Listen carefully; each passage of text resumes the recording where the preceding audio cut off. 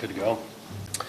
Okay, felt like it was a productive bye week. Couple of practices, emphasizing some things and getting ready for Penn State. At the same time, taking some blows off the body, a little time away. Some recruiting on the weekend. We did go yesterday. Pretty good. That's a little bit different than maybe a normal Sunday because of the bye week, and now we're into a normal week where we're back going tomorrow. I give some credit to these guys in regards to. I thought they practiced with enthusiastic energy. Sometimes that's created because everybody's getting reps during the bye, and some of the younger guys that will continue to grow, get turns. That was good. This Saturday, we will recognize our seniors because it is the last time they're going to run out Spartan Stadium. And so having that take place, I think, adds emphasis to the preparation to the group. Want to send these guys out on the right note, but we will be celebrating those guys this Saturday before the game.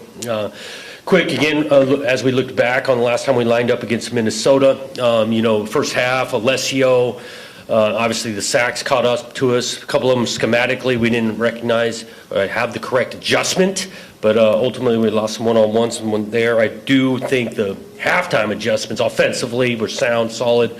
Bullard making a play early in the half gave us some momentum back. Overall, I thought Alessio played tough, stood in there, made a few throws under duress. But there were still some things to clean up. We got to do a better job in the red zone a couple of times down there, settling for field goals, and then obviously we're going to make some field goals too. Defensively, there's a long stretch of that game. We're playing at a high level, tackling well in the right gaps. We just got to be able to finish well. And then you look at the last 2-minute drive, and then into overtime, giving up 2 scores there. Got out of some technique that turned into some penalties that helped them. But there was a lot of good football on the defensive side. We just got to find a way to finish better. Hoping to have a couple of guys back on the injury front, and Mekhi Frazier, McCray, both those guys have practiced now. Optimistic for their availability this weekend.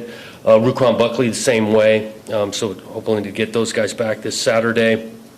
And then you move forward to a good, talented football team in Penn State. You look at them on tape, their talent jumps off the screen. I mean, from all phases, offense, defense, got some talent, the line of scrimmage, front seven defensively active, good again on pass defense.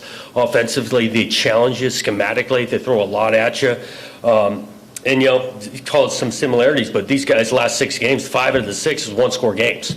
They are right there, especially this last Saturday. And we know how good Indiana is for them to come down to the wire like that and that dramatic catch in the end zone. So we know what's headed into here is a good competitive team that's talented, that we're looking forward to that challenge on Saturday. Questions? Jonathan, I was wondering at the quarterback position after Minnesota, you said, you weren't committed to a starter. Is it going to be Alessio or Aiden, or is that still true? Similar, we're going to let that continue to go through the week. Again, both those guys' skill sets present some positive things, so we're going to let that play out again this week.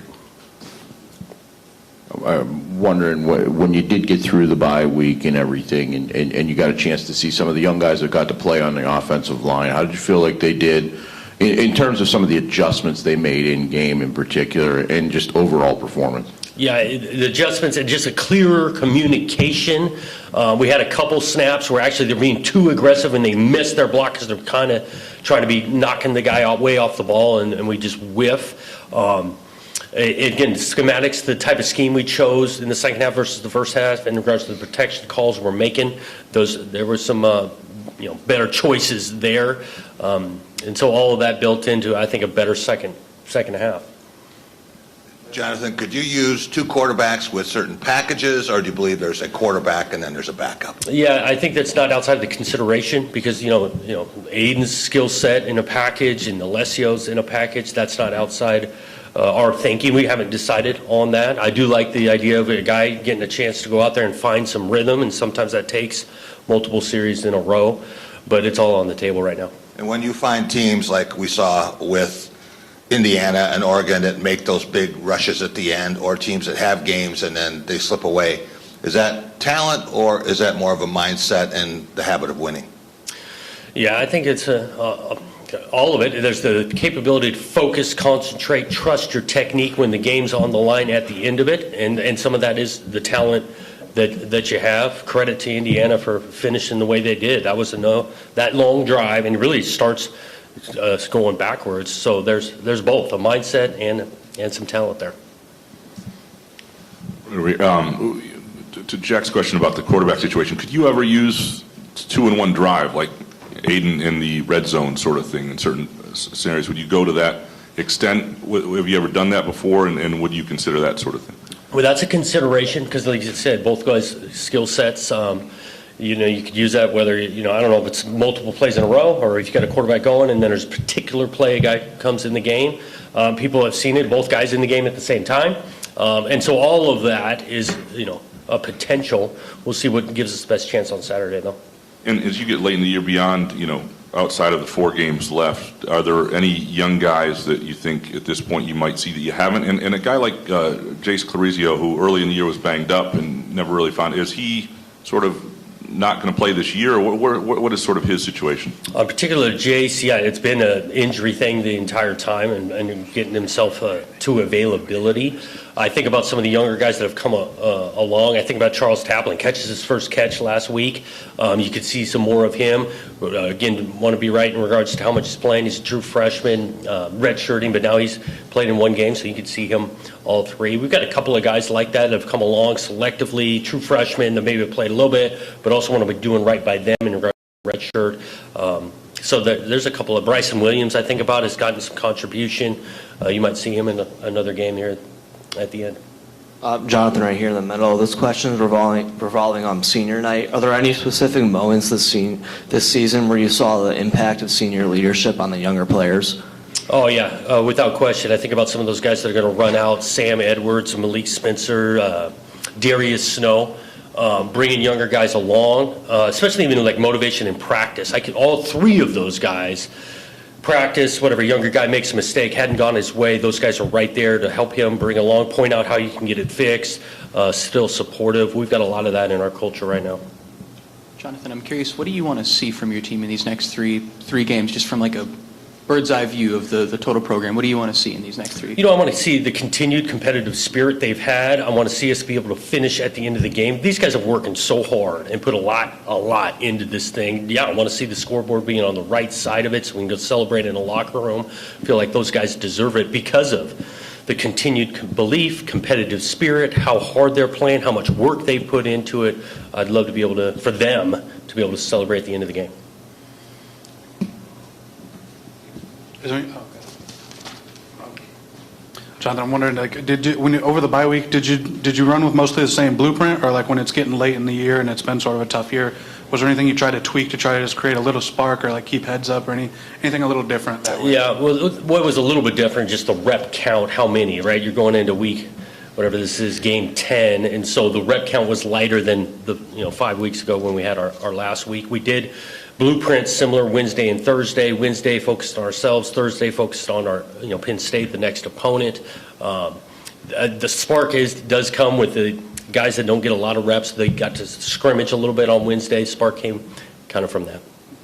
And then I know this is going a little bit back in time, but I'm wondering, we never got to ask you on the record about whether the Big Ten got you guys any feedback on the Michigan play, and I'm wondering also if there's any similar feedback requested with like the Minnesota touchdown where it appeared maybe he stepped out. Yep. Similar feedback in regards to you turn these things in for a deeper look in their interpretation. This particular one in Minnesota, I actually talked to Bill on the phone on it.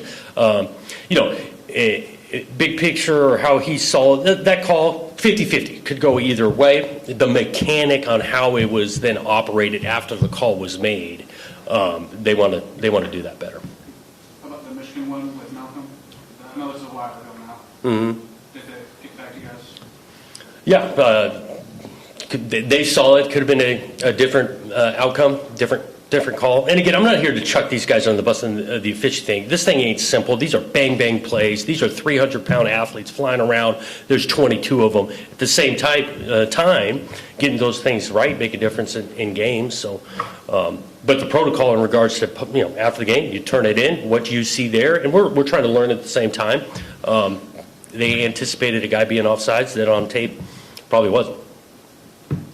Jonathan, when teams have crushing losses like yours did at Minnesota and like Penn State just did, sometimes that's a last gasp and it's a downward spiral. Other times it's it inspires them to see how close they really are. How do you make sure your group is a ladder? Yeah, I think when you look at the history of what we've done the last 5-6 weeks, I'd say the same for Penn State, of being able to line up and go the next time. You know, we say these words that we're focused on the process, not just focused on the results. And if it's truly you're focused on the process of work, appreciation, still enjoying, knowing how close you are, I think all that adds to motivation to line up again on Saturday, and I think both teams will. Two quick things. One, when you look at Penn State, when you come off an emotional game like they had, as a coach, how do you expect what's next? You know, whether it be a resurgence or a potential letdown with the way their season has gone. And the second question is, have you had anybody that has said they're shutting things down to enter the portal yet? Oh, well, on the first part of that, like, I can't speak with deep knowledge of Penn State besides what I see on tape. And those guys are playing really hard. They're really talented. They challenge you schematically. And so what week in and week out, what I've seen on Penn State, those guys, there's no letdown on that side. Those guys are going, preparing, competing nonstop. We haven't had the second part in regards to guys shutting it down. No, in regards to the focus, still wanting to contribute. Do we got some body blows? Some guys down, wish they could go, and on the injury side and all those things. Sure, we're in week 10, but we've had a lot of guys that are still giving 100% effort, all in. Jonathan, excuse me, you mentioned recruiting during the bye week. How different, or what's the challenge when you're recruiting on a 6-game losing streak versus before the season, and you know, as far as what you can pitch and what you can sell and all that? You know, you talk about it in the recruiting, there's challenges in what you're selling. Obviously, every recruiting is about opportunity and what you're coming into. We've got a lot of guys that we're recruiting that want to be on the field and want to compete right away, and there's that opportunity with that. Still reselling a vision of how we're establishing this thing, how we're going about it. And I think it's a part of recruiting, especially on the parent side, of talking about this ain't easy, right? This is Big Ten, top of the line football. That, you know, how are you going to operate when it doesn't go your way once in a while? And I think there's something to be said at how we're operating and still coaching and developing and all in on these players. Good. Thanks, guys. One quick more. Wanted to follow up on the question about the Minnesota ending. When they said they wanted to do the mechanics of it better, was that talking about the pass interference call? That they picked up, yeah. The flag that they picked up. How delayed. You make a call like that that's 50-50, and then for the announcement and the ball to get spotted and us to line up in a formation and then go turn that back, that mechanic could have been way better. Okay. Yeah.